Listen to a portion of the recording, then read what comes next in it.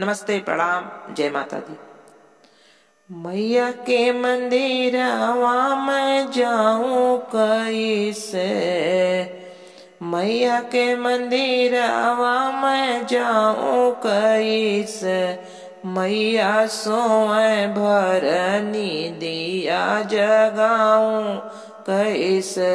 मैया सोए भरनी दिया जगाऊं कैसे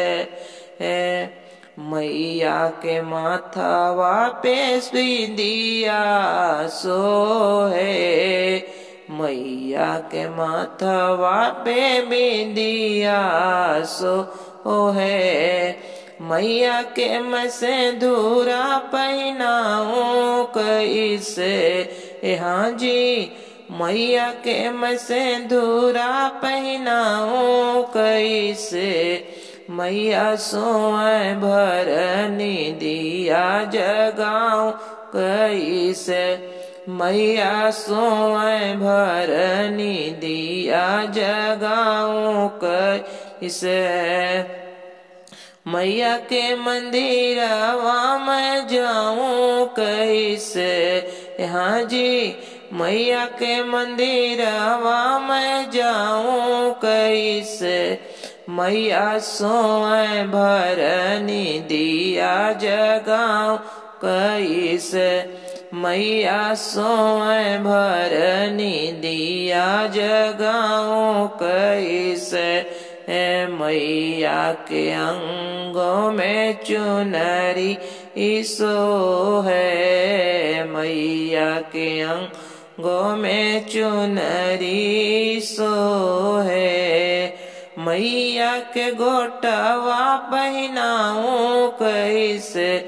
हाँ जी चुनरी में गोटवा लगाऊं कैसे, मैया सोए भरनी दिया जगाऊं कैसे, मैया सोए भरनी दिया जगाऊं कैसे। मैया के मंदिरवा में जाऊं कैसे, हाँ जी मैया के मंदिरवा में जाऊं कैसे, मैया सोए भरनी दिया जगाऊं कैसे, मैया के हाथों में चूड़िया सोए, मैया के हाथों में कंगना सोए, मैया के मेहंदी रचाऊं कैसे, हाँ जी मैया के मेहंदी रचाऊं कैसे, मैया सोए भरनी दिया जगाऊं कैसे, मैया सोए भरनी दिया जगाऊं कैसे।